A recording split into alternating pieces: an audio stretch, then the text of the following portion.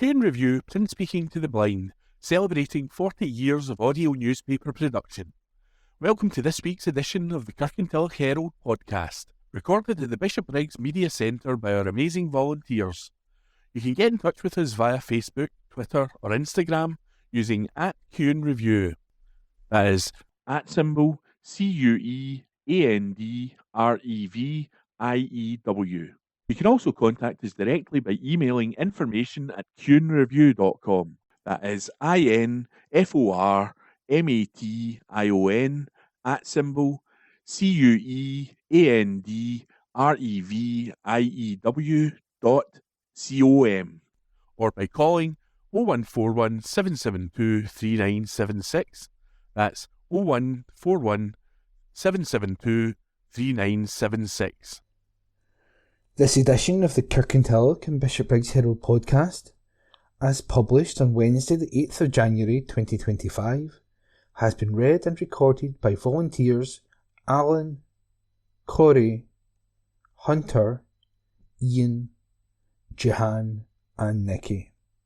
We hope you enjoy the podcast. Learn about the climate emergency, an article by Kevin McRoberts. People in East Dunbartonshire are being given the opportunity to learn about the climate emergency in just under an hour. They can start the new year with positive action for themselves and the climate, as places are being offered on free 55-minute webinars featuring Q&A sessions during January and February. People who attend will learn what the climate emergency means for them and find out how they can take simple positive action. Anyone with ties to East Dunbartonshire is welcome to attend, with people representing local organisations, communities and businesses being particularly encouraged to attend. The free climate emergency in less than 1 hour webinars will take place via Zoom and will be delivered by the environmental charity Keep Scotland Beautiful. The webinars are part of training designed in partnership with East Dunbartonshire Council and the East Dunbartonshire Voluntary Action, which is fully funded by the UK Government with £42,175 being provided through the UK Shared Prosperity Fund. 2 fully accredited online climate emergency training courses, which provide the opportunity for people to become certified as carbon literate, are also being offered. Using local case studies and examples, all the sessions will help participants become more resilient to climate impacts and find out how taking positive action on climate change can lead to a variety of additional benefits. The 2025 sessions are all free. The climate emergency webinars and Q&A via Zoom takes place on the following dates: Friday, January 17, 2 to 2:55 p.m. Wednesday, January 22, 10 to 10:55 a.m. Tuesday, January 28, 12 to 12:55 p.m. Thursday, February 6, 4 to 4:55 p.m. Accredited training via Zoom will take place on Wednesday, January 22 and Wednesday, January 29, 2 to 4:30 p.m. Friday, January 31 and Friday, February 7, 10 a.m. to 12:30 p.m. Any organisation interested in Keep Scotland Beautiful delivering a bespoke session for groups over 10 in number, either online or in person, that can be offered too. Tim Mullins, Senior Training Officer for Keep Scotland Beautiful, said, "Through this partnership with East Dunbartonshire Council and East Dunbartonshire Voluntary Action, we're delighted to provide final opportunities for people with ties to the area to learn about the climate emergency in just 60 minutes or attend an accredited course. In addition to covering local climate impacts and council initiatives, all these free sessions will introduce practical co-benefits of climate action, such as improved resilience to extreme weather, reduced costs, and improved environments. Councillor Pamela Marshall, East Bartonshire Council's Vice-Convener of the Council's Place, Neighbourhood and Corporate Assets Committee, said, "The climate crisis is one of the greatest challenges we have ever faced. It affects all aspects of society and can affect communities differently depending on geography and environment. At East Bartonshire Council, we are committed to tackling climate change, and our emerging Climate Action Plan will coordinate and outline our work in this area, as well as determine how we plan to empower communities to act." By offering this training, we are taking a step in ensuring local people gain a real understanding of the impact of the climate emergency, as well as giving them the tools to make a positive difference, which ultimately benefits us all. Anne Innes, Chief Officer of East Bartonshire Voluntary Action, added, "We were so pleased to have our staff attend this training and learn more about how we as communities can help navigate and tackle the climate emergency. We urge more people to find out how the training can help them, whether they are representing a community, a business, or attending as an individual." Further details on both the Zoom webinars and the accredited training are available on Keep Scotland Beautiful's website at www.keepscotlandbeautiful.org/East Dun CET. That article was written by Kevin McRoberts and read by me, Nikki. This Week in History. January 9th, 1972. The liner Queen Elizabeth, after being removed to Hong Kong to serve as a floating marine university, sank after catching fire. On this day last year, 2023 smashed the record for the hottest year on record by a huge margin, providing dramatic testimony of how much warmer today's climate is from the cooler one in which human civilization developed, scientists said. January the 10th, 1971. Coco Chanel, French fashion designer and one of the most influential courtiers of the 20th century, died, aged 87. On this day last year, hundreds of post office operators would have their convictions quashed by Parliament within months, in an unprecedented move designed to draw a line under one of the biggest miscarriages of justice in British history, the Horizon scandal. January 11th, 1993. Richard Branson won a legal victory after British Airways apologised for a dirty tricks campaign against Virgin Atlantic Airways. On this day last year, scientists discovered a gargantuan ring-shaped structure, dubbed Big Ring, about 1.3 billion light years in diameter, that they said was so big it challenges our understanding of the universe. January the 12th, 1970. Nigeria's civil war ended when the Biafran army surrendered. And that was This Week in History, as read by me, Ian McKenna. Housing charity advisors help tenants save £1.27 million by Kevin McRoberts. A leading Scottish provider of housing and care services for older people has helped its tenants save more than £1.27 million across the west of Scotland. Through the work of its income advice officers, Beeld Housing and Care has achieved remarkable results, providing crucial support to vulnerable tenants navigating complex benefits systems and pensions claims, including tenants in Eastern Bartonshire.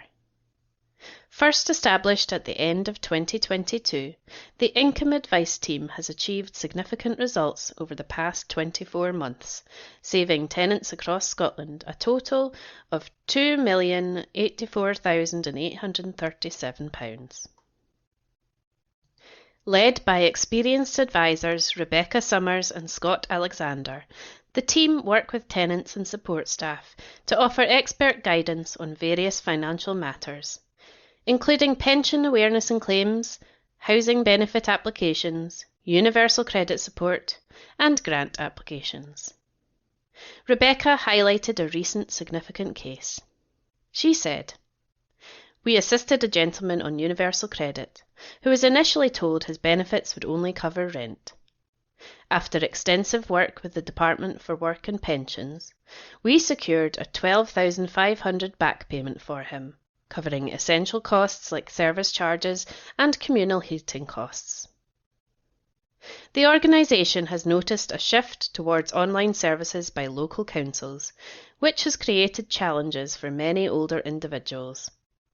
However, it has helped process 1,034 referrals since March 2023. Rebecca added, "Having application processes exclusively online can be challenging for elderly people, particularly if they are dealing with these processes and benefits for the first time. We work to offer support and guide tenants through the process, ensuring they receive their maximum entitlement, as well as educating our development staff. By raising pension awareness and providing comprehensive financial advice, Beeld is continuing its mission to improve the lives of older people across Scotland."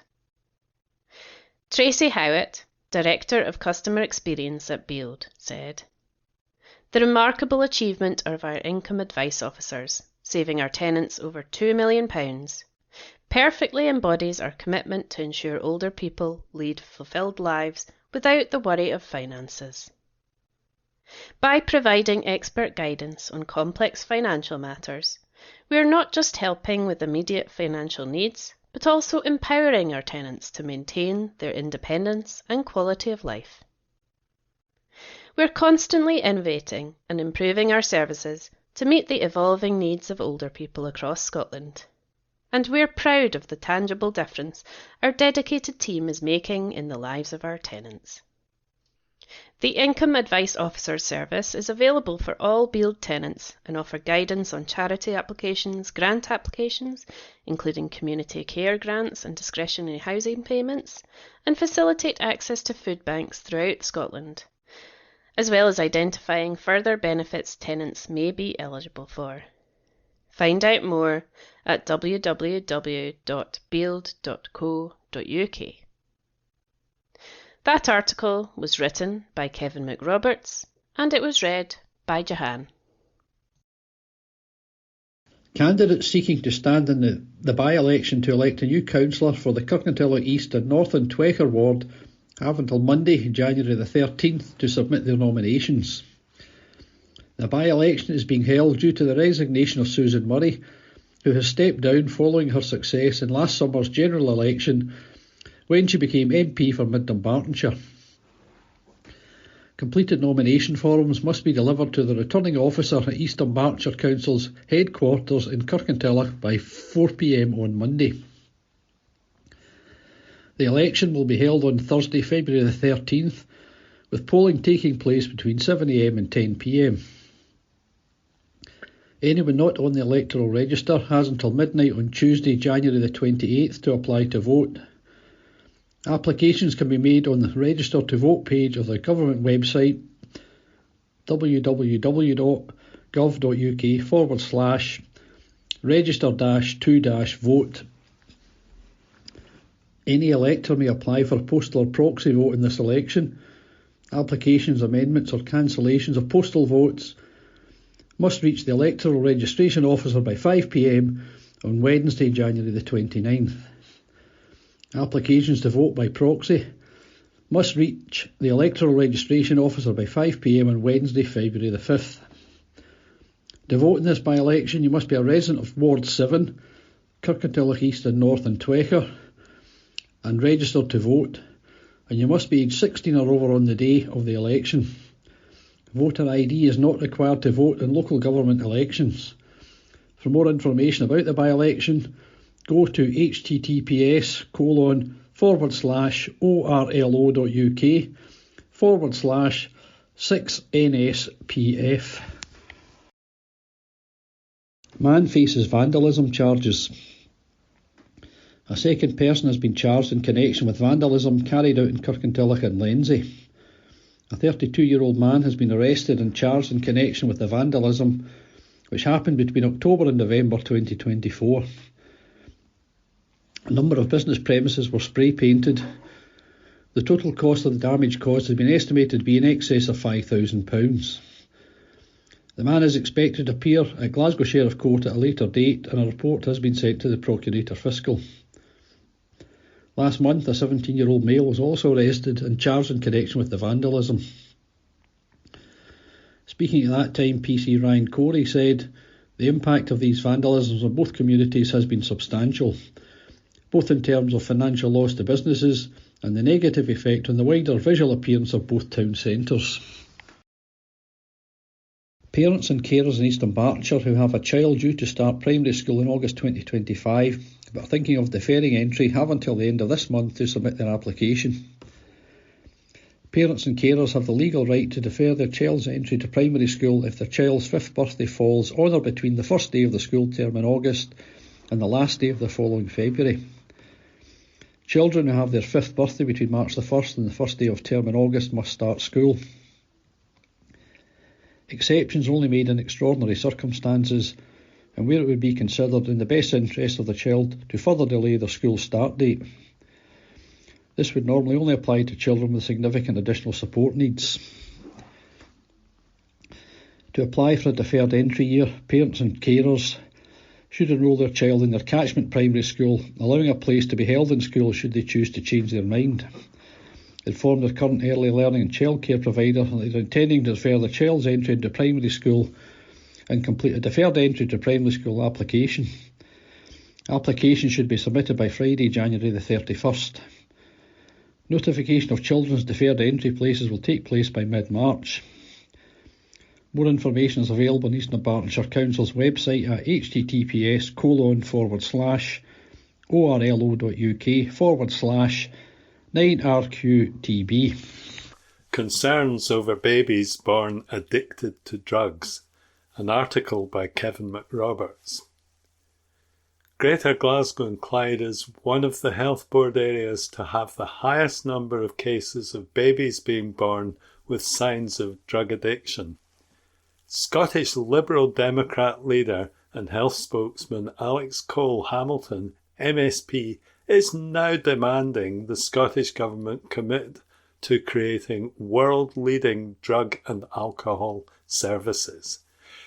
Statistics compiled by the Scottish Liberal Democrats through Freedom of Information requests show that since 2017 at least 1,501 babies have been born with neonatal abstinence syndrome, NAS, showing signs of drug addiction because of their mother taking legal or illegal drugs during pregnancy.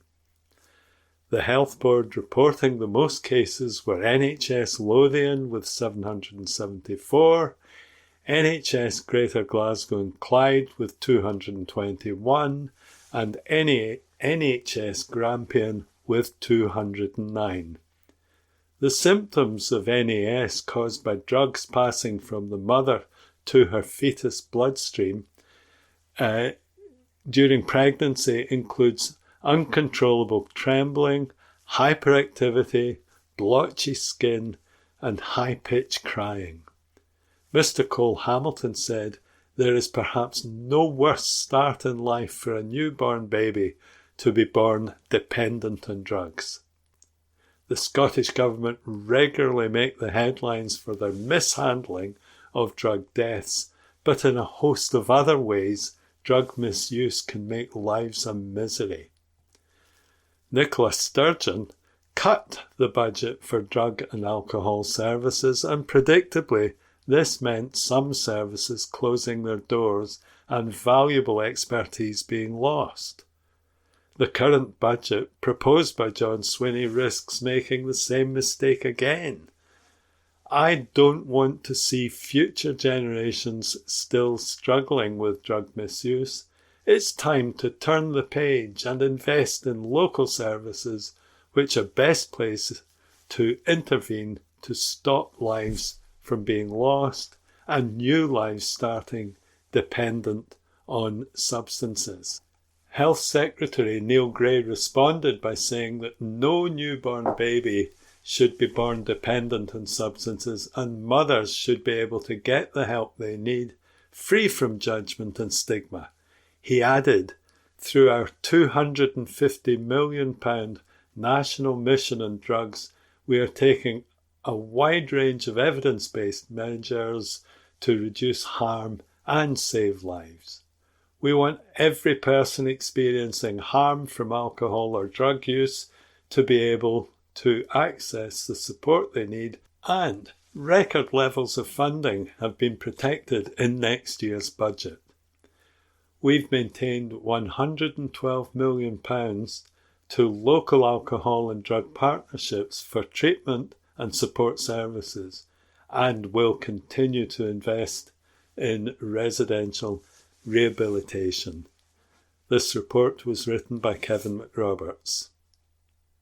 Overflow Map is now live online, a report by Don Renton. Scottish Water's first online overflow map showing near real-time data from wastewater overflows across the country has been launched and is now live and available for public use. The interactive map provides information on when an overflow is operating and where recent activity has occurred, using data gathered by monitors, allowing local communities to easily access information on overflows in their area.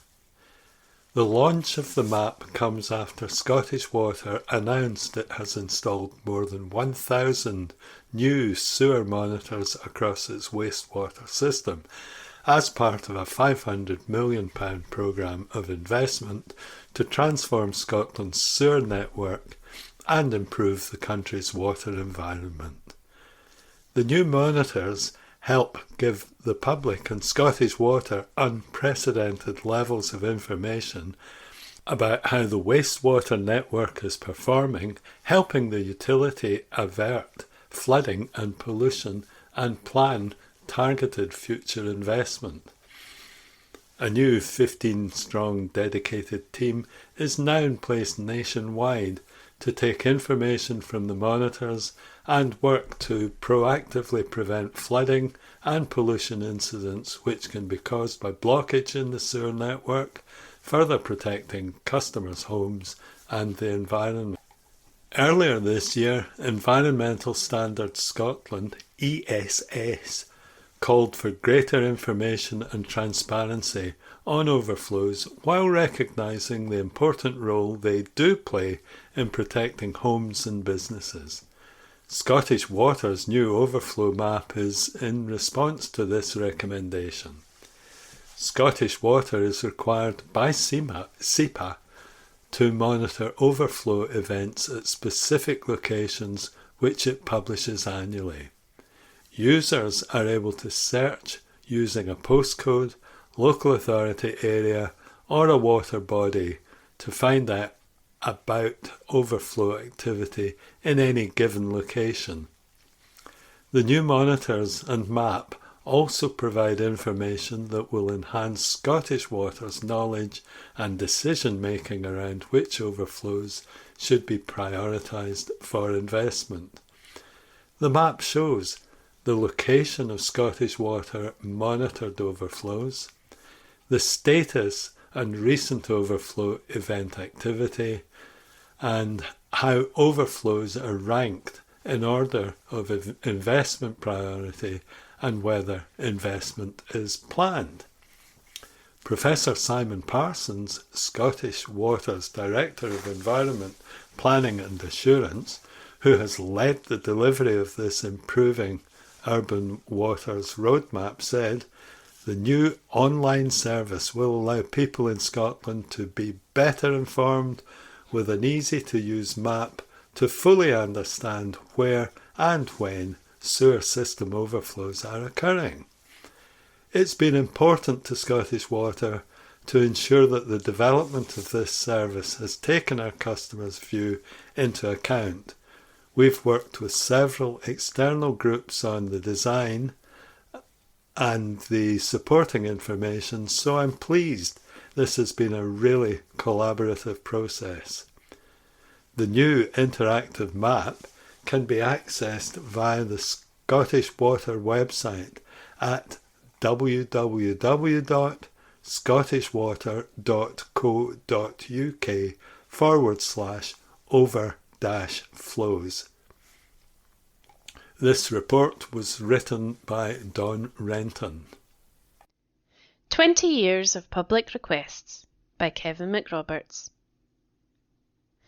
The start of this year marked the 20th anniversary of the introduction of Freedom of Information, or FOI, laws, giving people a legal right to receive information from Scotland's public bodies. The FOI right, which came into force on January 1st, 2005, applies to public bodies across Scotland and includes the Scottish Government, local authorities, the NHS and Police Scotland, along with universities, colleges, housing associations and most schools. Under FOI, information requests can only be refused if law allows it, and refusals can be appealed to the independent Scottish Information Commissioner. Marking the 20th anniversary, Scottish Information Commissioner David Hamilton said, "FOI in Scotland has been a big success story.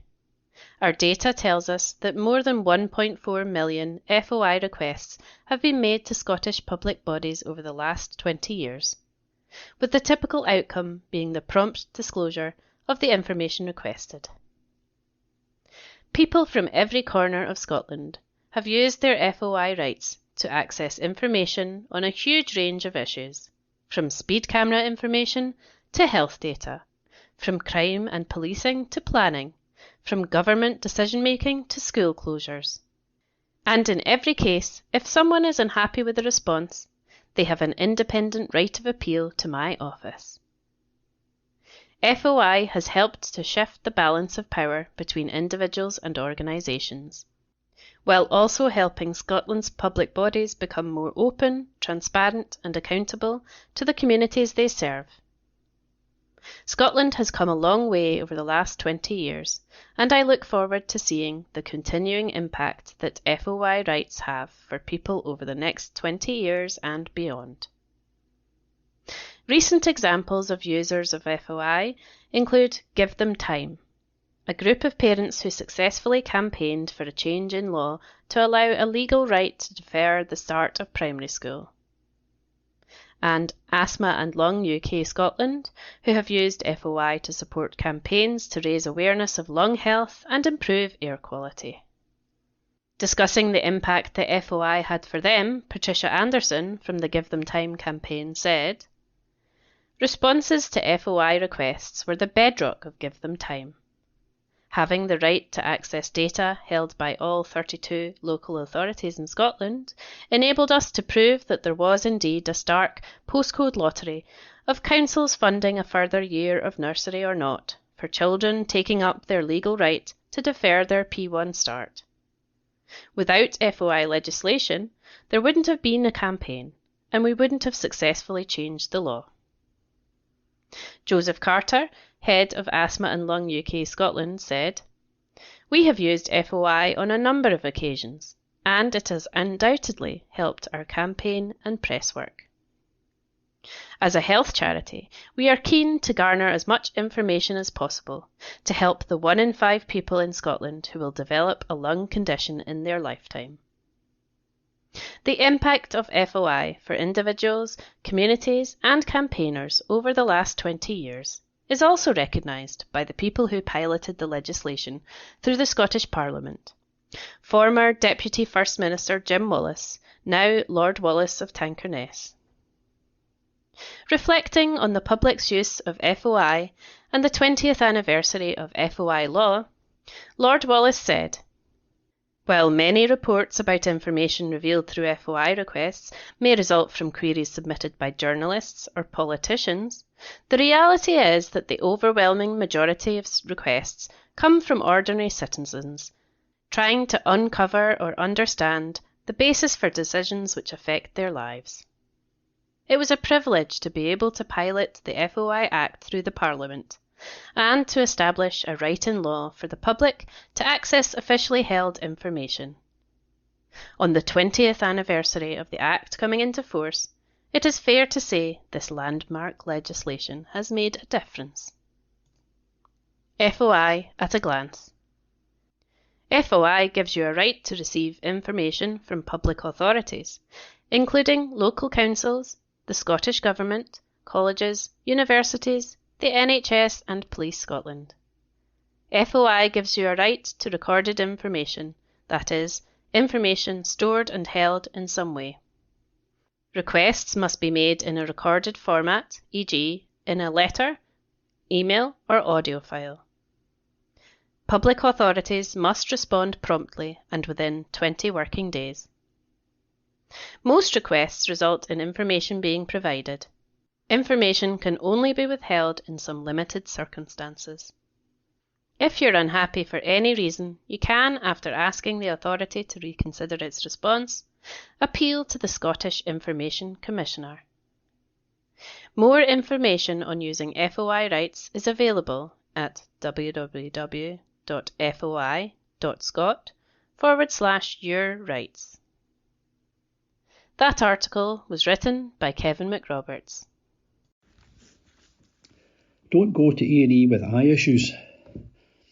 As winter pressures build up across the health service, NHS Greater Glasgow and Clyde is reminding people that A&E is not the best place to go for the majority of eye-related problems. Many people think an optician is nothing more than a place to go and get an eye test and glasses, or contact lenses, but they offer much more.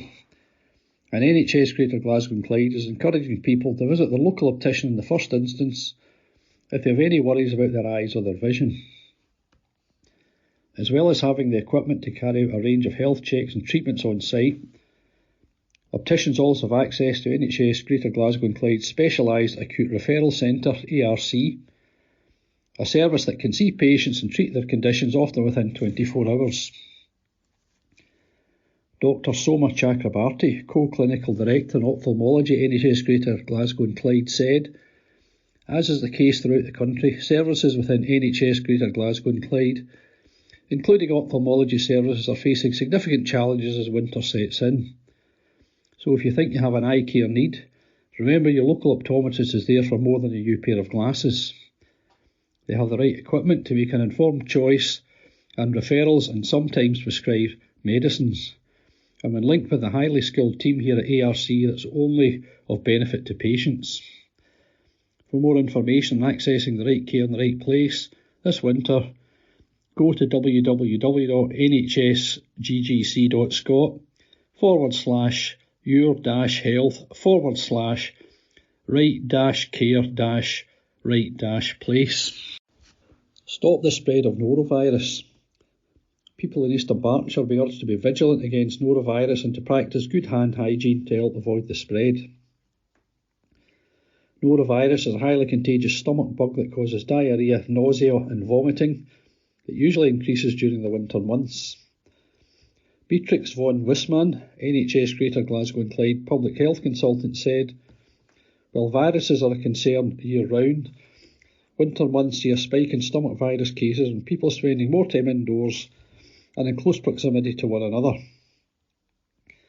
These viruses can be very nasty, particularly for those who are older and more vulnerable due to existing conditions.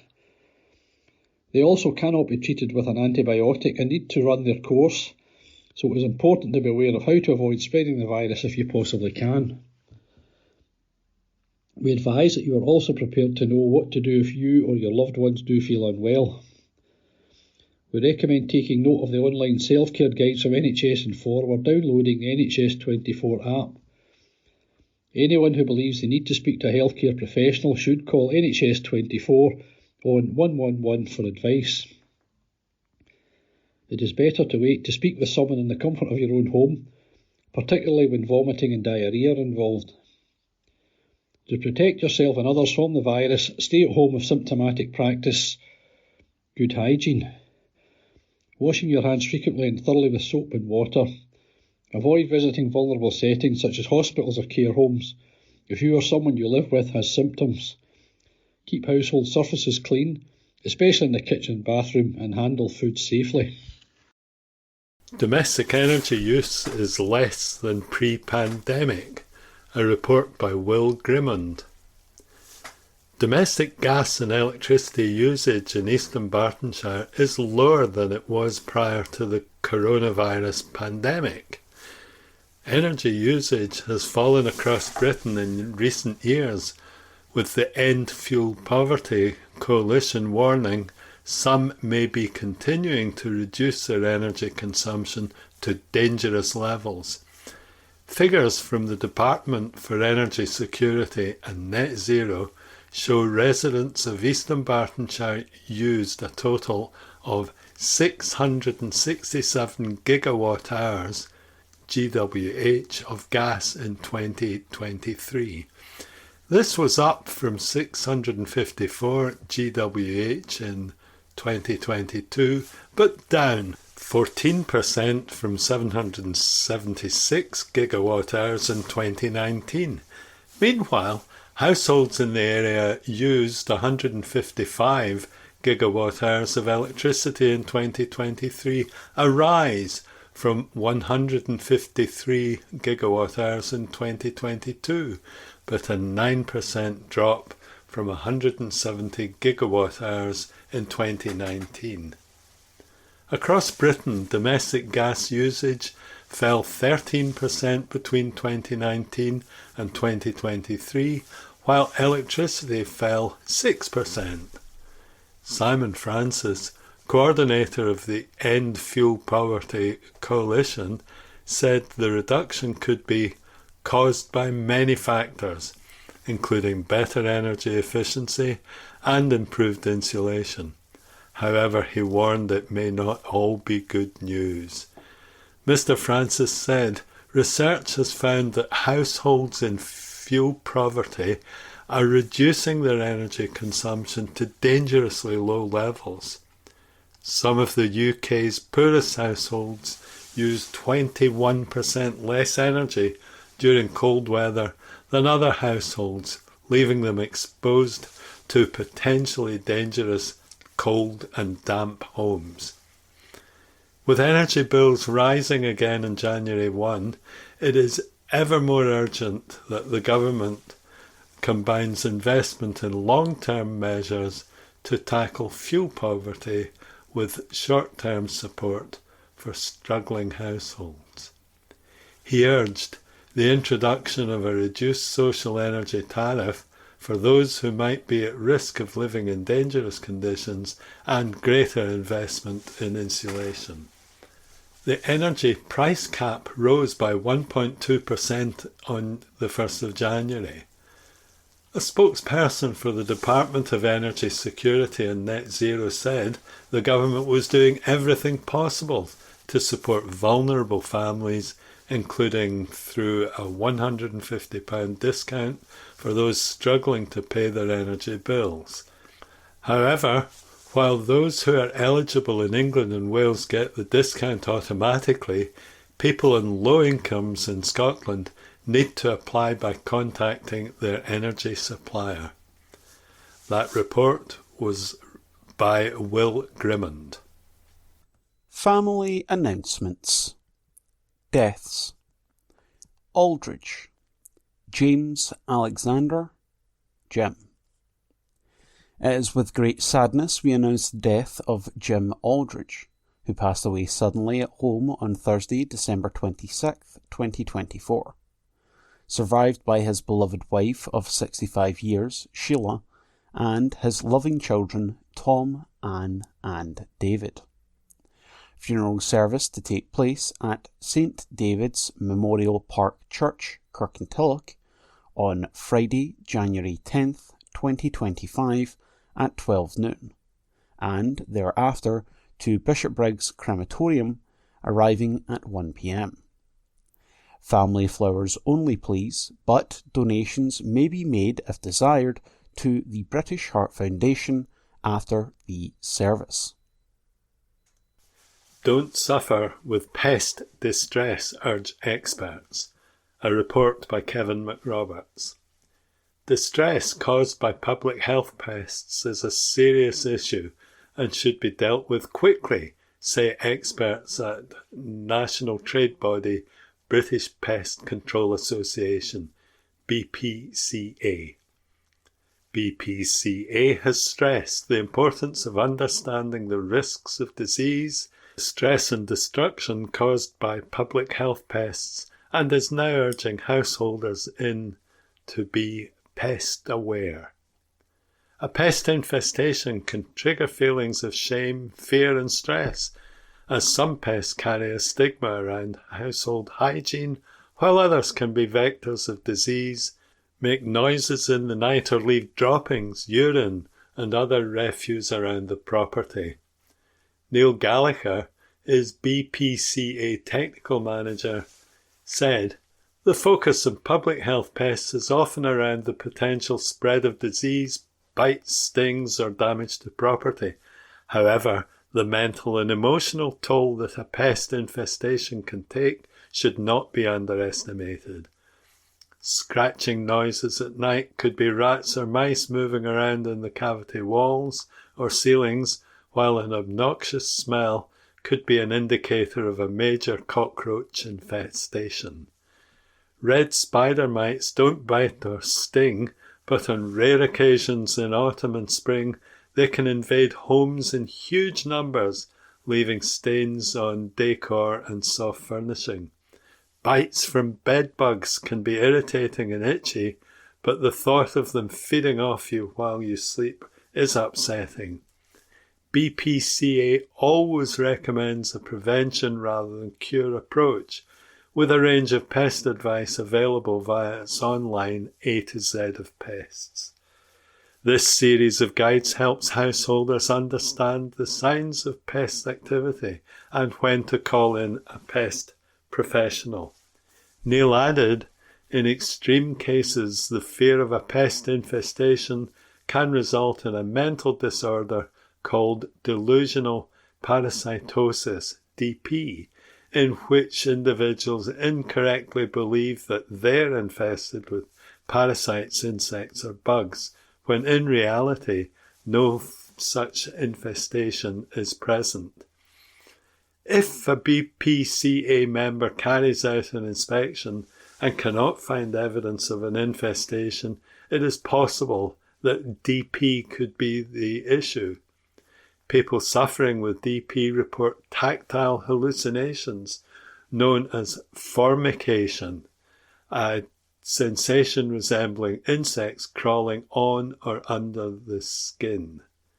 Anyone who may be suffering with DP should see their GP.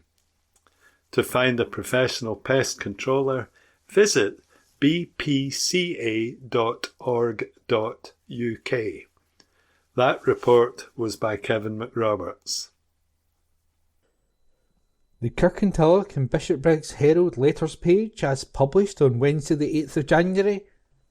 Let's talk. Please send your letters via email to kirkyscotland@jnscotland.co.uk. That's KIRKYHERALD @JNSCOTLAND.co.uk and write letters in the subject field.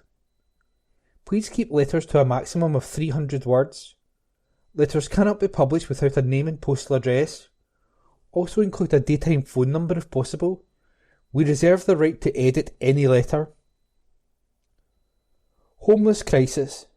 Sir, The recent revelations regarding the staggering 19,000 instances where Scottish councils neglected the legal protections for vulnerable homeless individuals, including children and pregnant women, are deeply concerning and call for immediate action.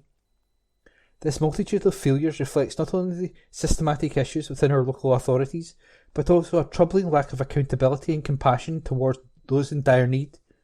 With homelessness affecting communities across Scotland, it is essential that we demand better from our council leaders.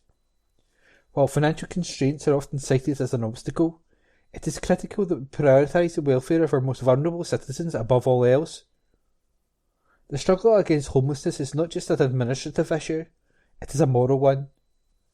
As Edmund Burke famously stated, all that it is necessary for the triumph of evil is that good men do nothing. We, as a society, need to ensure that we do not stand idly by as our neighbours suffer. Local authorities must be held accountable for their duties and should seek innovative solutions to prevent homelessness from escalating further. Investing in support services and making use of resources more effectively will not only adhere to the legal requirements, but can also help restore dignity to those needing assistance. It is time for a unified voice advocating for the vulnerable, demanding immediate reforms and ensuring that we respect the rights of all citizens, especially those experiencing homelessness. Our communities are watching and we cannot afford to fail them. Yours, etc., Alistair Marjorie, by email. It doesn't add up, sir. As an ex-head teacher from about 25 years ago, I was truly shocked by reading two very disappointing things in the newspapers about state of education. Firstly, the pass mark for secondary maths pupils have slumped apparently to a possible all-time low. Only 2/5 of Scotland's S4 pupils gained a pass. As maths is a part of life, whether we like it or not, how come this obvious lack of tuition and tuition time was not picked up earlier? It's fine having a nice variety of games, gym, music and art, but it is use of the English language and the ability to calculate successfully that counts in the end. Any category of education is to be welcomed, surely. So secondly, how come certain fee-paying schools are being taxed? Is it the plan of the current government to raise the numbers of children entering the already overcrowded public system? If private schools are closed down, then the only place for those displaced children will be in already overcrowded state schools. Yours, etc., Archibald A. Lowry, by email. Reeves' blunder.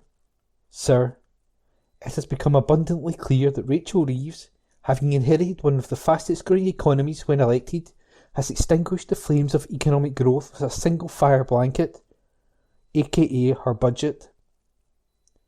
This, combined with Labour continually talking down the economy, and we have the third quarter growth rate of 0% with the danger of recession on the horizon.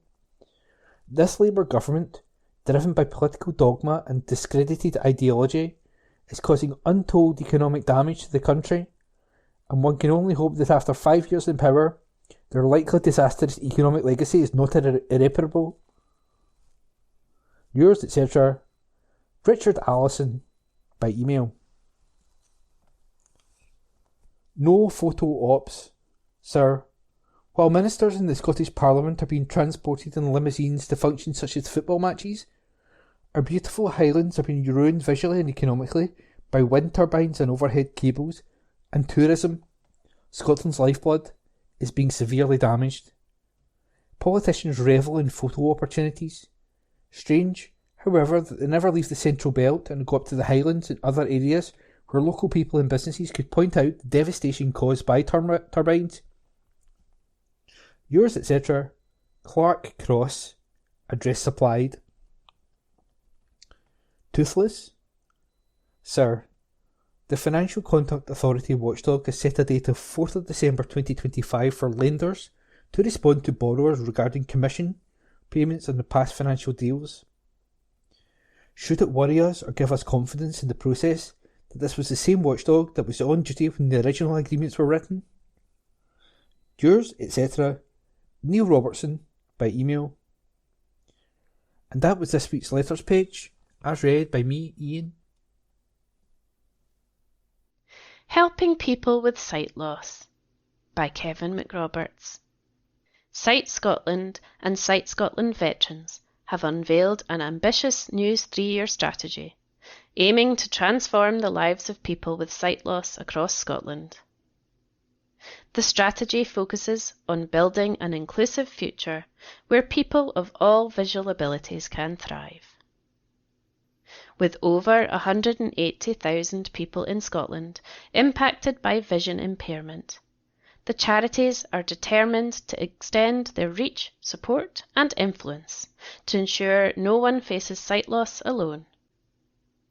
Craig Spalding, Chief Executive of Sight Scotland and Sight Scotland Veterans, said, "We've been supporting people affected by visual impairment for over 2 centuries, but we know we can do more. Our new strategy is about building on our proud history to make sure we are ready for the future. Our vision is an inclusive Scotland where everyone, regardless of their sight, has the opportunity to thrive. By focusing on prevention, support, research and campaigning, we will deliver real change for people impacted by sight loss, ensuring their voices are heard and their needs are met. Over the next 3 years, Sight Scotland and Sight Scotland Veterans will focus on 5 key areas. 1. Investing in impactful support that will prioritise initiatives that make the biggest difference to people living with vision impairment while securing the organisation's long-term sustainability. 2. Putting its community at the heart of what it does by listening to and empowering people with lived experience of sight loss. 3. Campaigning for positive change. The charity will raise awareness of sight loss at both political and local levels, pushing for meaningful societal change. 4. Accelerating prevention and treatment by advocating for more investment to prevent avoidable sight loss and improve treatments. 5. Fostering a collaborative culture of innovation. By investing in its workforce and fostering collaboration, the organisation will drive innovation and maximise its impact. Craig continued, "We owe it to future generations to continue evolving. We want to reach more people, champion their needs, and invest in research that can transform lives. This strategy is our commitment to doing just that. For more information, visit sightscotland.org.uk." That article was written by Kevin McRoberts. More businesses expecting turnover and profitability growth in 2025. More Scottish businesses are expecting turnover and profit growth in 2025 than they did entering 2024, according to new research from Bank of Scotland's Business Barometer. Nearly 3/4, 73% of firms expect to see their turnover increase in the year ahead, up from 60% polled in December 2023. Nearly a quarter, 23% of these expect to see their revenue rise by between 6 and 10% over the next 12 months, with just over a fifth, 21%, expecting it to grow by even more. Meanwhile, 70% of businesses are confident they will be more profitable in 2025. This compares to 68% who said the same last year. Martin Kendrick, Scotland Director at Bank of Scotland Commercial Banking, said, "Scottish businesses are looking ahead to 2025 with stronger growth expectations and setting out clear plans to drive this expansion through investments in new technology, new markets, and their own teams. As we enter the new year, we'll continue to be by their side to help them pursue their ambitions and seize all opportunities that lie ahead.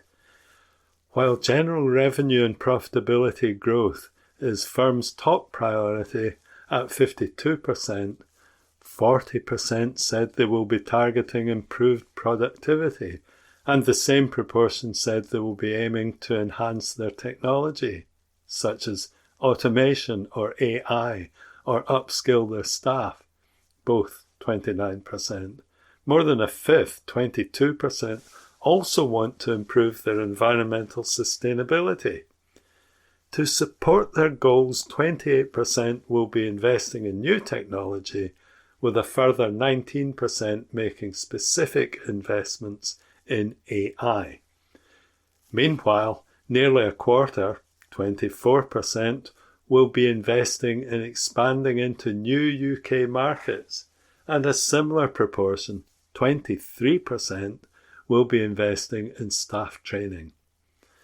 The Business Barometer, which surveys 1,200 businesses monthly and which has been running since 2002, provides early signals about UK economic trends, both regionally and nationwide.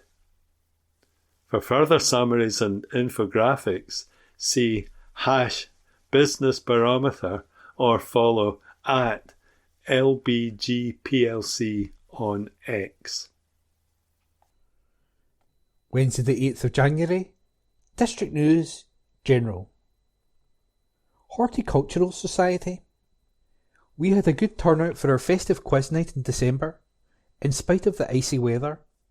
All enjoyed Secret Santa and Festive Fair after a quite taxing general knowledge quiz hosted by Andy Lothian. Our next meeting will be on Thursday, January 16th in Enterprise House from 7:30pm to 9:30pm when Robert Sherlock, one of our members who is currently studying for the relevant City and Guilds qualification, will talk about growing and maintaining fruit trees. New members are welcome to turn up on the night or call Paul Malcolm on 0141 578 1520 or visit her website www.kirkintilloch.org.uk. That's www.kirkintilloch.org.uk. Society of Antiquaries.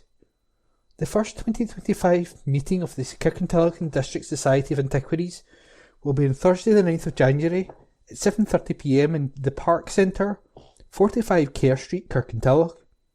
Hugh Gaffney will give a talk on the Auchengeeg mining disaster of 1959. St Columba's Men's Club.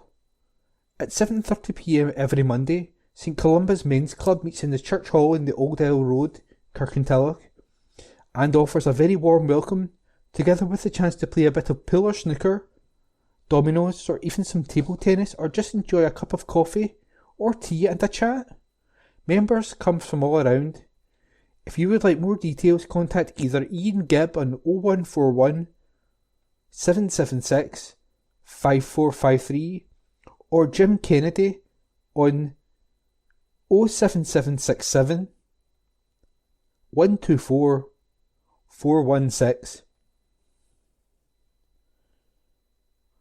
Blythewood Shoebox Appeal. Blythewood Cares 2024 Shoebox Appeal has resulted in more than 85,000 boxes being sent to 8 countries in Eastern Europe. We're encouraged that the total is slightly up on last year, says Chief Executive Jeremy Ross. At a time when many families are struggling to pay the bills at home, it's testimony to how generous people can be to those in greater need. This year, more than a third of Blythewood's boxes went to Ukraine, with 5 lorry loads totalling over 31,000 boxes going to Ternopil, Kiev, Uzhhorod and Odessa. Jeremy Ross says, the village of Partizans, K, was occupied by Russians for several months. Thanks to everyone who filled a box and everyone who helped with the process. And that was this week's District News General. Wednesday the 8th of January, District News Churches. Kirkintilloch Church of God. at Regent Hall, Regent Street. Coffee Corner recommences this week on Wednesday at noon. Join your friends and neighbours for coffee and home baking. A warm welcome awaits. Our next Sunday service is on Sunday, January the 19th at 4 p.m. This will be a friendship tea meeting and the speaker is Tony Smith. For up-to-date and further information on our services, visit our website on www.regenthall.org. The Bible says, God did not send his Son into the world to condemn the world, but to save the world through him. John chapter 3 verse 17. St James Church, Hilton Road, Bishopbriggs. Rector Reverend Canon Paul Watson, 0141 230 4080. There is a communion service in the chapel on Thursday, January the 9th at 11 a.m. and on Sunday, January the 12th at 9 a.m. The 10:30 a.m. communion service with hymns on Sunday is in the church. Everyone is welcome to come along to any of these services. Do stay on for tea and coffee and fellowship afterwards. On Tuesday, January 14th at 1 p.m. there is a Tuesday club lunch with a talk by Carol Primrose, a librarian, archaeologist and local historian. Do feel free to come along. £3 donation at the door. You will be most welcome to join us. There are also other virtual services and groups. For up-to-date and further information, refer to our social media. Facebook, St James the Less, Bishopbriggs. Website, www.stjamesbishopbriggs.org.uk. Date for your diary. There will be a Burns evening on Saturday, January the 25th at 6 p.m. Kenmure Parish Church. This Sunday we welcome back Mr Isaac McCleary to lead our worship at 11 a.m. Visitors to the area are welcome to join our services. You can attend either in person or online on our YouTube channel. The service on YouTube can be watched live as it is streamed or later at a time that suits you. You can find our channel by simply searching for Kenmure Bishopbriggs on YouTube. There will be a period of fellowship following the service in the hall when teas, coffees, juice and biscuits are served. The most up-to-date details of all of our groups that are currently running may be found in the What's On section of our website, kenmure-church.co.uk. That's KENMURE-CHURCH.co.uk. To find us on Facebook, just search for Kenmure Parish Church. If you would like to join our WhatsApp group or receive Bible studies from ABC, then email us at kenmurechurch@icloud.com. Springfield Cambridge Church. Morning worship will be conducted by Reverend Ian Taylor in the sanctuary at 11 a.m. An offering will be taken during the service. Please place your offering in the offering plates as they are passed around the congregation. Tea and coffee will be served in the Cameron Hall after morning worship. Come and enjoy the fellowship. The Sunday school meets in room 2 where the creche facilities are also available. Morning worship is also being live streamed to the Springfield Cambridge Church YouTube channel. A link to this can be found on the Springfield Cambridge Church website, www.springfieldcambridge.org.uk, and Facebook page, where up-to-date information about events and church organisations can also be found. The next vestry hour will be on Wednesday, January the 8th, from 10 a.m. to 11 a.m. for anyone who would like to speak with the minister. This will be followed by our short midweek service in the Springfield Cambridge Chapel from 11:10 a.m. to 11:30 a.m. and tea, coffee and a chat in the Hall of Fellowship. The Guild is inviting the congregation to join them in supporting the Eastern Bartonshire Food Bank warehouse by bringing donations and leaving them in the cupboard in the cloakroom. A list is attached to the cupboard identifying specific items specially requested. Materials for the January/February 2025 edition of The Record, should be sent to the editor by January the 12th at the latest. Magazine at springfieldcambridge.org.uk. Cador Parish Church. Welcome to everyone here for our morning service. Service is led by our minister, Reverend Ewan McLean, and music led by Jose Javier Usendo Malo, MMUS. Our minister is on annual leave from January the 6th to the 20th. On Sunday, January the 12th, the service will be led by Reverend Ewan MacLeod, and on Sunday, January the 19th, by Rona Gold. Ewan is originally from the island of Lewis and has served as parish minister at Townhead in Glasgow and then Gibraltar. Rona is a manager for Argyll and Bute Council, and on top of a demanding job, is also training to be an ordained local minister. You may remember that she did a placement with us. I'm sure that you will be well served by Ewan and Rona. Urgent pastoral cover will be carried out by Gordon McAnally on 0141 563 2685. Cadder Coffee Shop and Shop. The coffee shop is open Tuesday to Thursday 10 to 12 and Friday 10 to 12. All are welcome to come and enjoy good food and fellowship. Intimations. If you would like your organisation or event intimated on the screen, if you could have it with our session clerk Marjorie Tweedy by Tuesday evening. Food Bank. If you wish to donate to the local food bank, you can bring your donations of food to the church. Pastoral Post. The Pastoral Post box is available in the vestibule. If you wish to highlight someone in need of a visit, phone call, flowers or a prayer, please put their details on a card and post it into the box. Church Audio Vision. I'm sure you will all agree the addition of screens to the church has proved very popular and enhances our Sunday worship.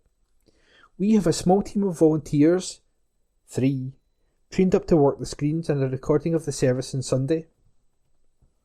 We are now ready to expand that team and train up some more volunteers to spread the load to help every 6 weeks or so. Full training will be provided, including side by side until you are comfortable. The bigger the rota, the less reliance we will place on individuals in the team. If you'd like to explore further, no need to commit until you are happy and trained. Please phone Gavin Halliday on 07990 550 444 or email cadder@gavinhalliday.com. Another 3 volunteers would be perfect. If you come to our church on a Sunday, then it is not a big additional task to sit it back and work the screens. The service will already be loaded onto the PC for you. And that was this week's District News Churches, as published on Wednesday the 8th of January. Farmland bird count can be a family experience. Report by Don Renton. Farmers, land managers, crofters, gamekeepers, wildlife rangers and foresters who care about wildlife conservation are once again being encouraged to take part in the annual census of wild birds on farmland, the 2025 Big Farmland Bird Count. Run by the Game and Wildlife Conservation Trust, GWCT. This annual census has been providing vital data for the past decade, which has helped inform us about which species are in the most trouble and how we can help them, and which are benefiting from our conservation efforts. The 2024 census saw nearly 395,000 birds spotted across 1,721 surveys UK-wide. The most common counted species were starling, wood pigeon and fieldfare. A total of 140 different species were recorded and, of those, 27 were red listed. Specifically in Scotland, there were 101 counts completed with 19,387 birds counted and 88 species recorded, of which 22 were red listed. The 5 most common counted species in Scotland were wood pigeon, rook, starling, chaffinch and house sparrow. The 2025 count starts on Friday the 7th of February and runs for 2 weeks. GWCT hopes to make the count bigger and better than ever, and something in which all the family can be involved. So, if you're already monitoring wild birds, or want to start doing so, why not see if you can get some help from your children, grandchildren, or younger friends and family?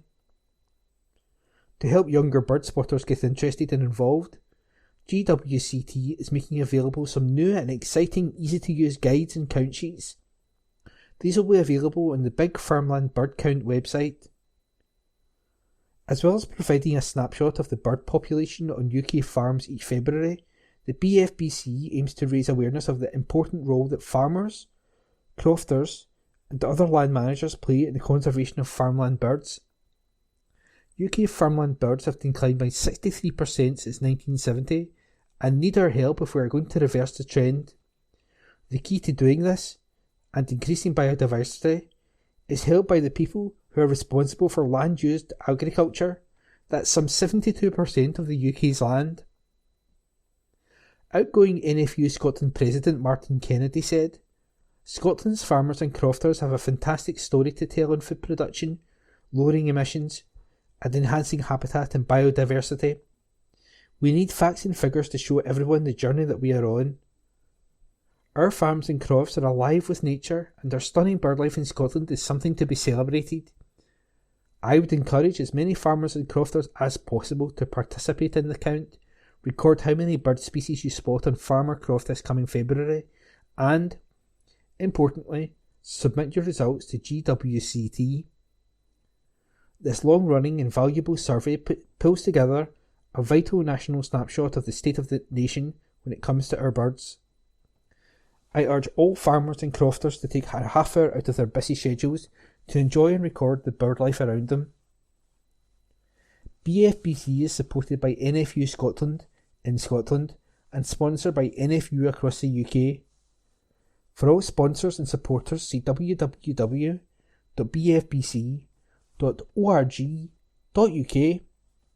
Signing up for the GWCT Big Farmland Bird Count is free, and no specialist knowledge or equipment are required. In many places, local bird and wildlife groups are working with land managers to help them do the count. Find out about how to get involved at www.bfbc.org.uk, where downloadable bird guides and other advice are also available. And that article was written by Don Renton. Public notices. East Bartonshire Council public notices. Members' surgeries. Councillors' arrangements for interviewing residents. Ward 7, Kirkintilloch East and North and Twecker. Councillor Stuart MacDonald. 8th of January 2025. The Hub William Patrick Library. Service Room 1, 5:30 p.m. until 6 p.m. Councillor Stuart MacDonald, 8th of January 2025. Hearstains Huts, 6:15 p.m. till 6:45 p.m. Councillor Stuart MacDonald, 15th of January 2025. Twecker Healthy Living and Enterprise Centre, 5:30 p.m. until 6 p.m. Councillor Stuart MacDonald, 15th of January 2025, Hillhead Community Centre, 6:15 p.m. until 6:45 p.m. Between surgeries, councillors can be contacted at the Members Support Unit on 0300 12345 10. Registration of infant beginners in primary school sessions 2025-2026. North Lanarkshire Council. Children who attain the age of 5 years between the 1st of March 2025 and the 28th of February 2026 should be registered for education during the week commencing Monday the 13th of January 2025. Information for parents/carers about the registration of children in schools can be obtained from any school or by visiting www.northlanarkshire.gov.uk. northlanarkshire.gov.uk/school-and-primary-high-school-register-P1. Information on submitting an early request can be obtained from any school or by visiting www.northlanarkshire.gov.uk/schools-and-learning/early-entry. Information on submitting a placing request can be obtained from any school or by visiting www.northlanarkshire.gov.uk/schools-and-learning/placing-requests. Choosing a school booklet can also be downloaded from the Scottish Government website at www.scotland.gov.uk/2010-11-3528/0. Parents/carers who wish to defer entry of their child to primary school and who wish to apply for an additional year of part-time preschool education should register their child for school as described above and complete the deferred entry application form, which can be obtained from the primary school.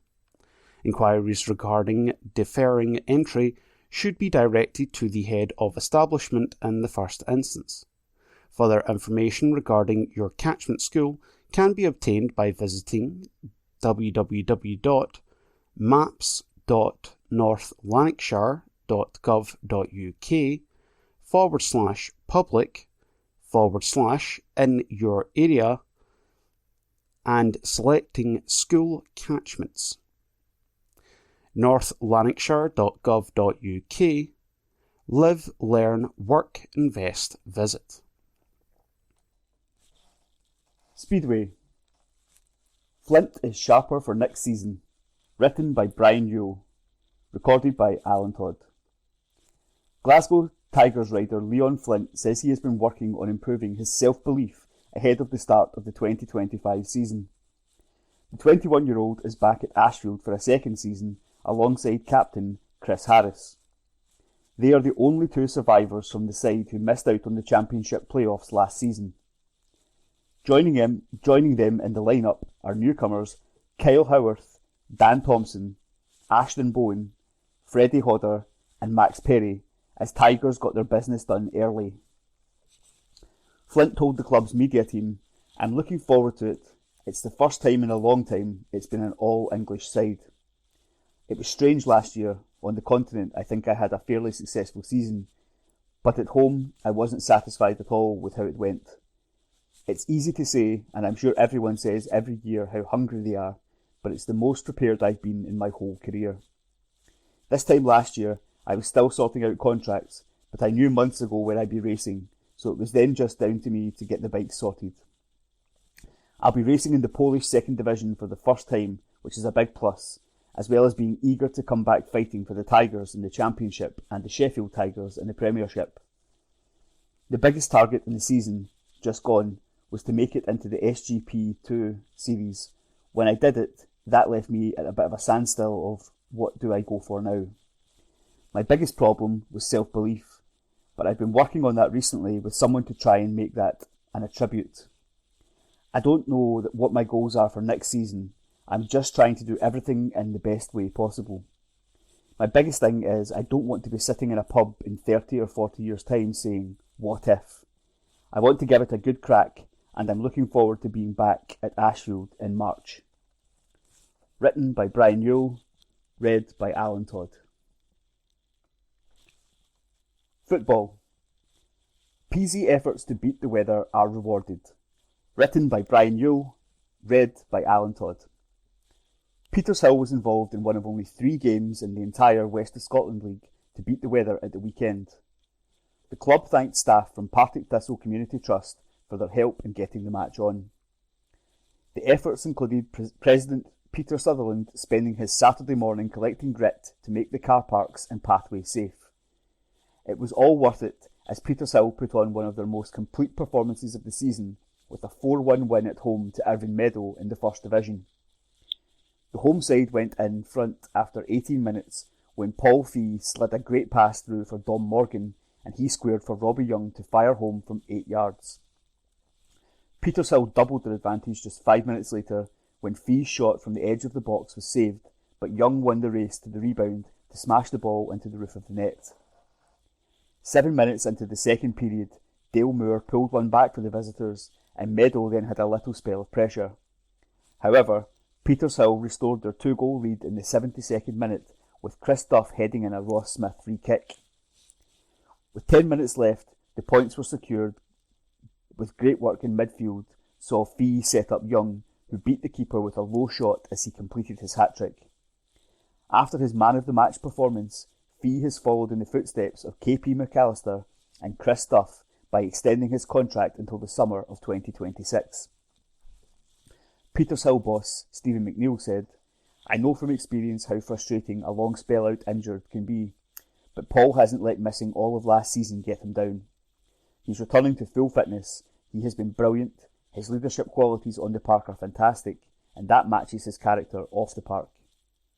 We are now seeing the player we knew he would be when he signed 18 months ago."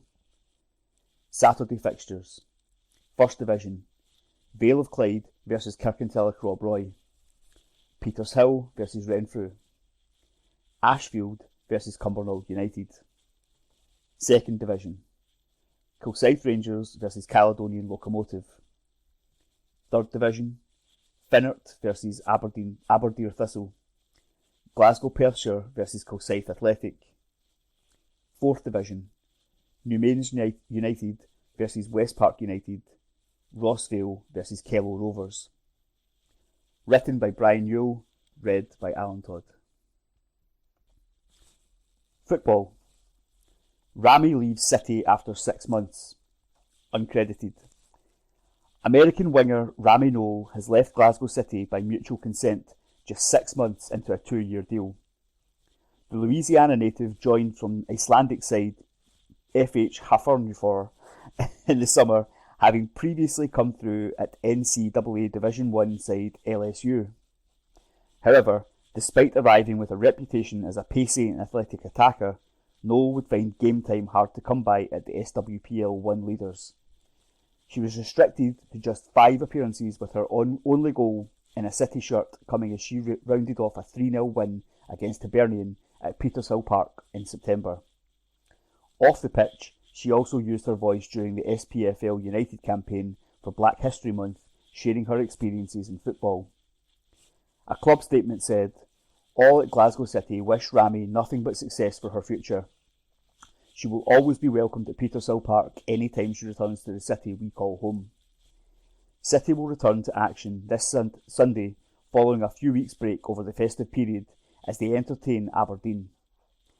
The sides last met when City travelled north in October and recorded a 5-0 victory.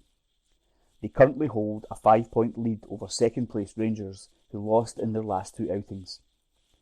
Rossvale women were away to leaders Hamilton and Accies in the SWPL 2 on Sunday, but lost 8-0. They will be hoping to bounce back when Rossvale hosts second-place Kilmarnock this weekend. Read by Alan Todd. Rugby. Arnold Clark is driving its support for Scottish rugby. Uncredited.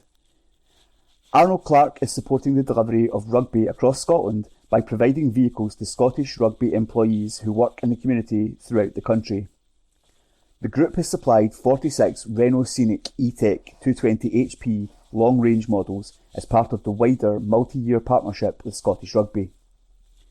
Last year it was announced that Arnold Clark, Europe's largest independent car retailer, would be the new front-of-strip sponsor of the Scotland men's national team. David Munton, brand director at Arnold Clark, said, "We're delighted to support grassroots rugby in Scotland. Everyone at Arnold Clark takes pride in our long-standing history of giving back to the communities we serve. The Renault Scenic is an excellent car and I'm sure will help Scottish Rugby employees continue their terrific work throughout the country. The fully electric Renault Scenic was recently voted the overall winner at the Scottish Car of the Year 2024 Awards, sponsored by Arnold Clark. Scottish Rugby's Commercial Director, Chris Healy, added, "We are delighted that our principal partner, Arnold Clark, are able to support us in the provision of 46 new Renault Scenic E-Techs.